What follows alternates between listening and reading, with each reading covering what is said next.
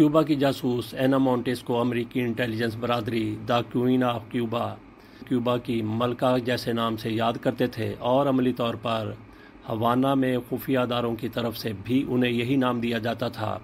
मोंटीस अमेरिकी दिफाई intelligence agency DIA में Cuba के मुतल्लक सियासी और फौजी मसाइल के लिए वक़फ़ मरकज़ी तज्ज़िया कार बन गईं, जहां उन्होंने 1985 से 2001 के दरमियान एक कामयाब कैरियर बनाया। इस अरसे में मोंटीस को कई बार तरक्की मिली, साथ ही साथ 10 खुसूसी अवार्ड्स भी दिए गए, जिनमें national intelligence certificate of distinction भी शामिल है। ये अवार्ड इस शोबे का तीसरा सबसे बड़ा एजाज़ है और उसे 1997 में CIA के उस वक्त के डायरेक्टर जॉर्ज टीनट की तरफ से पेश किया गया था। बहरहाल उन्हें मोंटीस की अनमोल खिदमात के लिए वाकई शुक्रगुजार होना चाहिए, क्योंकि उन्होंने DIA की मुलाजमत में बरसों जासूस के तौर पर काम किया, लेकिन इस दौरान वो फिदल कास्ट्रो के क्यूबा को इंतहाई खुफिया मालूमात तक रसाई भी फराहम करती रहीं।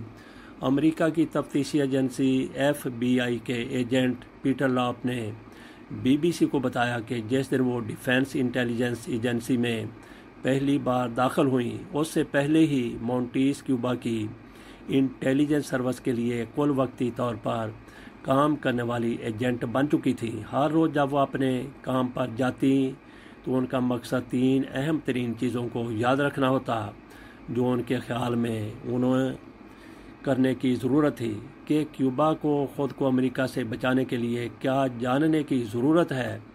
वाज़ेह रहे कि पीटर लॉप 2001 से मोंटीस के ख़िलाफ़ तहकीकात के इंचार्ज 2 FBI एजेंटों में से एक थे और उनकी तहकीकात के नतीजे में मोंटीस को जासूसी के इल्ज़ाम में पकड़ा गया, जिसके बाद उन्हें 25 साल कैद की सज़ा सुनाई गई थी। मिस्टर लॉप ने मज़ीद बताया कि वो इन अहम जासूसों में से एक थी जिन्हें अमेरिका की हुकूमत ने दूसरी जंग अज़ीम के बाद से गिरफ़्तार किया, और ये उस मुल्क की जदीद तारीख़ में सबसे ज़्यादा नुकसानदेह जासूस थी। मिस्टर लॉप 7 महीनों तक मोंटीस से होने वाले इंटरव्यूज़ के इंचार्ज भी थे। उनकी गिरफ़्तारी के बाद वो हवाना में उनके काम के दायरा कार के बारे में गहराई से समझ हासिल करने के लिए उनसे इंटरव्यू करते रहे थे। इस तजर्बे के नतीजे में और उसके बाद की तहकीक की बुनियाद पर मिस्टर लॉप ने द क्वीन ऑफ क्यूबा नामी एक किताब भी तसनीफ़ की, जो 2023 के साल में ही मंजर आम पर आई। मोंटीस को 30 साल की हिरासत के बाद 7 जनवरी 2023 को रिहा कर दिया गया था। रिहाई के बावजूद 65 साल खातून 5 साल तक ज़ेर निगरानी रहीं और उनके इंटरनेट के इस्तेमाल पर नज़र रखी जाएगी। उन्हें हुकूमत के लिए काम करने या बगैर इजाज़त गैर मुल्की एजेंटों से रब्ता करने से भी मना किया गया। लेकिन एना मोंटीस कौन है और उन्होंने इतने बरसों तक अमेरिका की हुकूमत को कैसे बेवकूफ़ बनाया या कैसे जासूसी की? पोर्टो रिकन वालदैन की बेटी एना 1957 में जनवरी में एक कायम अमेरिकी फ़ौजी अड्डे पर पैदा हुई, जहां उनके वालिद डॉक्टर के तौर पर काम करते थे। उसके बाद ये ख़ानदान कंसास, आइवा और आखिरकार मैरीलैंड मुंतकिल हो गया, जहां से एना ने A ग्रेड के साथ हाई स्कूल मुकम्मल किया। जर्मनी में पैदा होने वाली ये लड़की यूनिवर्सिटी ऑफ वर्जीनिया में इंटरनेशनल रिलेशंस में डिग्री हासिल करने के दौरान 1977 में स्पेन का दौरा किया, जहां उनकी मुलाकात अर्जेंटाइन के बाएं बाजू के एक तालिब इल्म से हुई। ये बातें 2013 में वाशिंगटन पोस्ट को उनकी एक साबिक क्लासमेट एना कोलोन ने बताई। उन्होंने ये भी बताया कि अर्जेंटाइन के उस तालिब इल्म ने मुमकिन तौर पर अमेरिकी हुकूमत की तरफ से आमिराना हुकूमतों को दी जाने वाली हमायत के मुतल्लिक उनकी आंखें खोल दी। कोलोन बताती हैं कि उसके बाद हर एहतजाज के बाद एना मुझे इन मज़ालिम की वजाहत करती थी जो अमेरिकी हुकूमत ने दूसरे ममालिक के ख़िलाफ़ किए थे। बैचलर की डिग्री हासिल करने के बाद मोंटीस पोर्टो रिको मुंतकिल हो गई, जहां वो नौकरी हासिल करने में नाकाम रही, लेकिन बिलाखिर जल्द ही उन्होंने वाशिंगटन DC में महकमा इंसाफ में मुलाजमत की पेशकश قبول کر لی۔ وہاں کام کرتے ہوئے انہوں نے John Hopkins University School of Advanced International Studies میں ماسٹر کی ڈگری حاصل کرنے کا فیصلہ کیا، جہاں کیوبا کے جاسوسی کے نیٹ ورک نے ان کی صلاحیتوں کو دریافت کیا اور انہیں بھرتی کرنے کا فیصلہ کیا۔ مسٹر لاپ نے بتایا کہ ان کی صلاحیتوں کو ان کی ایک ہم جماعت مارٹا ریٹا ویلیکیز نے دریافت کیا اور انہیں جانچا پرکھا۔ وہ خود بھی ایک پورٹو ریکن تھی۔ نکاراگوا اور ایل سیلواڈور میں امریکی پالیسی پر اپنے غصے اور عدم اطمینان کا کھول کر اظہار کرتی تھی۔ مارٹا ریٹا نے ان سے دوستی کر لی اور اس طرح انہیں یہ بھی معلوم ہو گیا کہ وہ محکمہ انصاف میں کام کرتی ہیں اور یہ کہ انہیں خفیہ معلومات تک رسائی حاصل تھی۔ چنانچہ چند ماہ بعد مارٹا نے اینا کو ایک سفارتکار سے ملوایا جو اقوام متحدہ میں کیوبا کے مشن میں کام کرتا تھا، اور اس طرح مونٹیز کو کیوبا کے جاسوس کے طور پر بھرتی کیا گیا۔ مونٹیز نے کیوبا کے لیے کام کرنے پر رضامندی ظاہر کر دی، حالانکہ انہوں نے تفتیش کاروں کو بتایا تھا کہ انہوں نے اس سے پہلے کبھی جاسوسی کرنے کے امکان کے بارے میں نہیں سوچا تھا۔ اگرچہ یہ پرخطر کل وقتی کام تھا، لیکن اس کے لیے انہیں معاوضہ نہیں ملتا تھا۔ مسٹر لاپ نے کہا کہ اس کام کے لیے انہیں کوئی ادائیگی نہیں کی جاتی تھی، جس سے لوگوں کو لگتا ہے کہ وہ نظریاتی وجوہات کی بنا پر جاسوسی کر رہی تھیں۔ در حقیقت انہوں نے ہمیں بتایا کہ اگر کیوبا والے انہیں جاسوسی کے لیے پیسے دیتے تو وہ ناراض ہو جاتی۔ در حقیقت ایک بار پکڑے جانے اور حراست میں لیے جانے کے بعد مونٹیز نے یہ یقین دلایا کہ انہوں نے انصاف کے تقاضے کے تحت ایسا کیا تاکہ کیوبا کے باشندے خود کو امریکی پالیسیوں سے بچا سکیں۔ 2002 میں جب مونٹیز کو عدالت کے سامنے پیش کیا گیا تو انہوں نے کہا، مجھے یقین ہے کہ کیوبا کے متعلق ہماری حکومت کی پالیسی ظالمانہ، غیر منصفانہ اور بہت زیادہ غیر دوستانہ ہے، اور میں نے اخلاقی طور پر خود کو اس کا پابند پایا کہ میں اس جزیرے کی مدد کروں تاکہ وہ ہمارے اقدار اور ہمارے سیاسی نظام کو مسلط کرنے کی ہماری کوششوں سے اپنا دفاع کر سکے۔ واشنگٹن پوسٹ کے حوالے سے CIA کی ایک رپورٹ میں کہا گیا کہ کیوبا کے ایجنٹوں نے ان کی خود پرستی کو ہوا دے کر انہیں بہکایا اور انہیں یہ یقین دلایا کہ ہوانا کو فوری طور پر اس کی مدد کی سخت ضرورت ہے۔ CIA نے کہا کہ ان کے ہینڈلرز نے ان کی غیر رضاکارانہ مدد سے ان کی کمزوریوں کا اندازہ لگا لیا اور ان کی نفسیاتی ضروریات، نظریے اور شخصیت کا فائدہ اٹھا کر انہیں بھرتی کیا اور ہوانا کے لیے کام کرنے کی ترغیب دی۔ دوسروں کے برعکس لاپ کا یہ خیال نہیں کہ مونٹیز نے بائیں بازو کے نظریے اور اپنے ملک کی شدید تردید کی وجہ سے کام کیا۔ مسٹر لاپ نے کہا کہ میرے خیال میں وہ اس وقت ایل سیلواڈور اور نکاراگوا میں جو کچھ امریکی حکومت کر رہی تھی اور کیوبا کے بارے میں اس کی جو پالیسی تھی اس سے بہت ناراض تھی اور بہت زیادہ امریکہ مخالف نظریات کی حامل تھیں۔ میں ان لوگوں سے متفق نہیں ہوں جو یہ کہتے ہیں کہ وہ آئیڈیالوجی سے مغلوب ایک جاسوس تھی۔ وہ آئیڈیلسٹ تھی، لیکن وہ کیوبا نواز سے زیادہ امریکہ مخالف تھی۔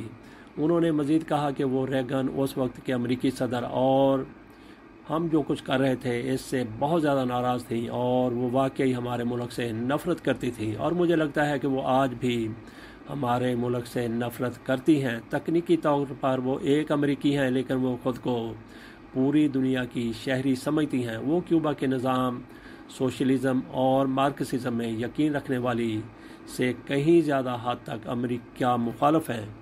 1985 میں مونٹیز نے خفیہ طور پر کیوبا کا اپنا پہلا سفر کیا۔ اس کے بعد انہوں نے اس طرح کے کئی دورے کیے۔ بعد میں وہ دوسروں کو بھی لے جانے لگی، جن میں سے کچھ کے اخراجات تو امریکی حکومت خود ادا کرتی تھی۔ اس دوران وہ دن میں جزیرے پر کیوبا کے امریکی انٹرسٹ سیکشن کے اہلکاروں کے ساتھ ملاقاتیں کرتی اور رات کے وقت کیوبا کے باسز سے ملتی تھی۔ بظاہر یہ کیوبا والے ہی تھے جنہوں نے انہیں DIA میں کام کرنے کے لیے درخواست دینے کی ترغیب دی تاکہ ان کے بڑھتے ہوئے کیریئر سے زیادہ فائدہ اٹھایا جا سکے۔ در حقیقت گرفتاری سے پہلے وہ نیشنل انٹیلیجنس کونسل میں ایک عہدے پر ترقی پانے والی تھی۔ یہ ایسا ادارہ ہے جو CIA کے ڈائریکٹر کو مشورہ دیتا ہے۔ لا بتاتے ہیں کہ مونٹیز ایک بہت اچھی تجزیہ کار تھیں۔ اس کی وجہ سے عملی طور پر واشنگٹن میں انہیں اپنے کیریئر میں فائدہ پہنچ رہا تھا اور ہوانا کو ان کا تعاون مل رہا تھا۔ مسٹر لاپ کہتے ہیں کہ اگر وہ اپنی میز پر گھنٹوں یوں ہی بیٹھ کر گزرنے دیتی تو وہ کوئین آف کیوبا نہ بن پاتی۔ وہ ایک بہت اچھی تجزیہ کار تھی اور جتنا بہتر طور پر وہ اپنا کام کرتی اتنے ہی زیادہ دروازے ان کے لیے کھلتے اور انہیں اتنی ہی زیادہ چیزوں تک رسائی حاصل ہوئی۔ اس لیے اپنی دن کی نوکری میں وہ جتنا اپنی صلاحیت کا مظاہرہ کرتی، رات کی نوکری کے لیے انہیں اتنی ہی زیادہ معلومات حاصل کر سکتی تھیں۔ راز افشا ہونے سے بچنے کے لیے مونٹیس نے جاسوسی کے سب سے محفوظ آلات میں سے ایک استعمال کیا، یعنی انہوں نے اپنی یادداشت پر بھروسہ کیا۔ گھنٹوں گھنٹوں وہ اپنی میز پر بیٹھ کر ان خفیہ معلومات کو پڑھتی اور حفظ کر لیتی، جیسے وہ ہوانا کی دلچسپی کا باعث سمجھتی۔ بعد میں اسے وہ رات کے وقت گھر میں ٹیپ لیپ ٹاپ پر نقل کرتی اور آخر کار انہیں فلاپی ڈسکوں پر منتقل کرتی، جس کے بعد انہیں کیوبا پہنچا دیتی۔ اس طرح انہیں کبھی بھی دفتر سے کوئی کاغذات لے جانے کی ضرورت نہیں پڑی۔ ہر منگل، جمعرات اور سنیچر کو مونٹیس نام نہاد نمبر اسٹیشنوں میں سے ایک کو سننے کے لیے شارٹ ویو ریڈیو کا استعمال کرتی تھی۔ یہ ایک ایسا ریڈیو اسٹیشن تھا جس میں رات 9 بجے اور 10 بجے کے درمیان ایک آواز اس قسم کی باتیں کرتی تھی: اٹینشن اٹینشن 3145۔ ان نمبروں کو ایک کوڈ شیٹ کے ذریعے سمجھنا ہوتا تھا جو کیوبا کے لوگوں نے انہیں دیا تھا، اور یہ ایک ایسے کاغذ پر بنایا جاتا تھا جو پانی میں آسانی سے تحلیل ہو جائے، تاکہ ہنگامی صورتحال میں اس کاغذ کو ٹوائلٹ میں پھینک کر شواہد غائب کر دیے جائیں۔ تاہم اکٹھا کی گئی معلومات فراہم کرتے وقت وہ دن کی روشنی میں اپنے کیوبن رابطے کے ساتھ لنچ پر بھی جاتی تھیں۔ لاپ کہتے ہیں کہ وہ صرف ان کے ساتھ دوپہر کے کھانے پر جاتی اور انہیں فلاپی ڈسک سونپ دیتی۔ یہ کافی آسان تھا، کوئی خفیہ چھپانے کی جگہ نہیں، کوئی برش پاس نہیں، یعنی اشیاء کے تبادلے کے لیے مختصر جسمانی رابطہ، کوئی جدید ترین جاسوسی تکنیک نہیں، یہ صرف ایک ہسپانوی مرد اور عورت کی ملاقات تھی جو اتوار کی دوپہر ایک چینی ریستوران میں دیر تک کھانا کھایا کرتے تھے۔ فوری معاملات کے لیے مونٹیس عوامی فون بوتھ سے اپنے کیوبا کے رابطہ کاروں کے پیجر یا پیجر نمبروں پر کال کرتی۔ ان کے پاس انہیں خبردار کرنے کے لیے ایک کوڈ تھا کہ وہ خطرے میں ہے، اور دوسرا کوڈ انہیں یہ بتانے کے لیے تھا کہ انہیں ان سے ملنے کی ضرورت ہے۔ انٹیلیجنس کا سودا۔ لاپ کے خیال میں مونٹیس کی جاسوسی کی سرگرمیوں نے امریکی انٹیلیجنس کو بہت نقصان پہنچایا۔ وہ بتاتے ہیں کہ ہر ایک فرد جسے وہ جانتی تھیں اور جو امریکی حکومت کے لیے کھلے طور پر یا چھپ کر کام کرتے تھے، انہیں ہوانا پہلے ہی جانتا تھا، اور کیوبا کے لوگ اپنے جزیرے پر کام کرنے والے ہر ایک امریکی حکومت کے ایجنٹ کو جانتے تھے۔ انہوں نے مزید بتایا کہ انہوں نے بڑی مقدار میں خفیہ معلومات سے سمجھوتا کیا جو ہمیں ان کے کمپیوٹر سے ملی۔ انہوں نے 4 امریکی انٹیلیجنس ایجنٹوں کی بھی نشاندہی کی جو کیوبا میں خفیہ طور پر دوسری ایجنسیوں کے حصے کے طور پر کام کرنے گئے تھے اور دوسرے نام استعمال کر رہے تھے۔ تاہم مسٹر لاپ کا خیال ہے کہ شاید ان کی وجہ سے سب سے بڑا نقصان کیوبا کو ایک انتہائی حساس سیٹلائٹ پروگرام کے بارے میں معلومات کی منتقلی کے تھا۔ اس کا تعلق نیشنل ریکگنیشن آفس سے تھا، اور یہ اتنا خفیہ تھا کہ اسے عوام میں جانے سے روکنے کے لیے عدالت میں مونٹیس کے خلاف اسے فرد جرم میں بھی شامل نہیں کیا جا سکا۔ سابق FBI ایجنٹ کا یہ بھی ماننا ہے کہ ممکنہ طور پر مونٹیس کا ایل سلواڈور میں گرین بیرٹ امریکی مسلح افواج میں اسپیشل فورس ایجنٹ کے قتل میں کوئی کردار ہو۔ انہوں نے کہا، ہم اسے ثابت نہیں کر سکتے، لیکن مجھے پختہ یقین ہے کہ اس نے شاید کیوبا کے باشندوں کو اس بارے میں مطلع کیا کہ وہ کون تھا، وہ کہاں تھا، وہ کیا کر رہا تھا اور اس کا مشن کیا تھا۔ میں جاننا چاہتا ہوں کہ اس نے ہمیں اس مفروضے کے بارے میں جو بتایا، اس سے یہ لگتا ہے کہ اسے اس بات کی واقعی کوئی پرواہ نہیں تھی کہ آیا وہ اس کے نتیجے میں مر گیا۔ مسٹر لاپ نے مزید کہا کہ میں یہ ثابت نہیں کر سکتا، لیکن مجھے لگتا ہے کہ اس کے ہاتھ خون میں رنگے ہوئے ہیں۔ ایک اور متنازع واقعہ جس میں مونٹیس نے حصہ لیا وہ اس وقت پیش آیا جب فروری 1996 میں کیوبا کے جنگی طیاروں نے ہرمانوس ریسکیٹ نامی تنظیم سے تعلق رکھنے والے 2 طیارے مار گرائے۔ یہ طیارے کیوبا کے جزیرے سے رافٹ پر فرار ہونے والے کیوبا کے باشندوں کی مدد کے لیے وقف تھے اور اس کے نتیجے میں 4 افراد اپنی جان سے گئے۔ اس وقت مونٹیس اس بحران کے سلسلے میں امریکی حکومت کی رسپانس ٹیم میں شریک تھی اور اسی کے ساتھ وہ کیوبا کی حکومت کے ساتھ تعاون کرنے میں بھی بہت سرگرم تھی۔ مسٹر لاپ کا کہنا ہے کہ اگلی رات پینٹاگون سے واپس آنے کے بعد انہوں نے کیوبا کے لوگوں سے ملاقات کی اور انہیں بتایا کہ ہم کس طرح سے کام کر رہے ہیں اور وہ ان سے ہر رات ملتی رہی جب تک انہوں نے 4 امریکی شہریوں کو ہلاک نہیں کر دیا۔ یہاں میں یہ بھی نہیں کہہ رہا ہوں کہ انہوں نے ٹریگر دبائے یا اور 4 امریکی مارے گئے، لیکن وہ ان لوگوں کے ساتھ ضرور بیٹھی تھیں جنہوں نے ایسا کیا۔ یہ لوگ حکومت اور انٹیلیجنس سروسز کے تھے جنہوں نے اسے انجام دینے میں مدد کی، اور مونٹیس انہیں یہ بتا کر ان کے ساتھ تعاون کیا کہ امریکہ کا اس پر کیسا رد عمل ہوگا۔ یہ خوفناک تھا۔ حیرت انگیز طور پر گرفتاری سے پہلے مونٹیس کی ترقی ایک ایسے عہدے پر ہونے والی تھی جہاں وہ امریکہ کو بہت زیادہ نقصان پہنچا سکتی تھی، کیونکہ انہیں افغانستان میں جنگ کے لیے امریکی فوجی منصوبوں تک رسائی حاصل ہونے والی تھی۔ کوئی تجزیہ کاروں کے مطابق اس کے بعد کیوبا کی حکومت کو بہت قیمتی معلومات فراہم ہوتی جو وہ طالبان یا افغان حکومت کو فراہم کر سکتی تھی۔ اسے جس چیز نے روکا وہ یہ تھا کہ اس وقت مونٹیس کے خلاف تحقیقات 11 ماہ سے جاری تھیں اور 11 ستمبر کے حملوں کے بعد بڑے خطرات سے بچنے کے لیے ان کی گرفتاری میں تیزی لانے کا فیصلہ کیا گیا تھا۔ ایک بار حراست میں لیے جانے کے بعد 21 ستمبر 2001 کو مونٹیس نے امریکی حکام کے ساتھ ایک معاہدے پر بات چیت کی جس میں وہ تفتیش کاروں کے ساتھ اس شرط پر مکمل تعاون کرنے کے لیے تیار تھی کہ انہیں 25 سال سے زیادہ قید کی سزا نہیں دی جائے گی۔ اس مکمل تعاون کے نتیجے میں پوچھ گچھ کا ایک سلسلہ شروع ہوا جس میں مونٹیس سے FBI کو مطلوبہ تمام تفصیلات حاصل کرنے کے لیے 7 ماہ تک ہفتے میں 2 یا 3 بار مونٹیس سے پوچھ گچھ کرتے رہے۔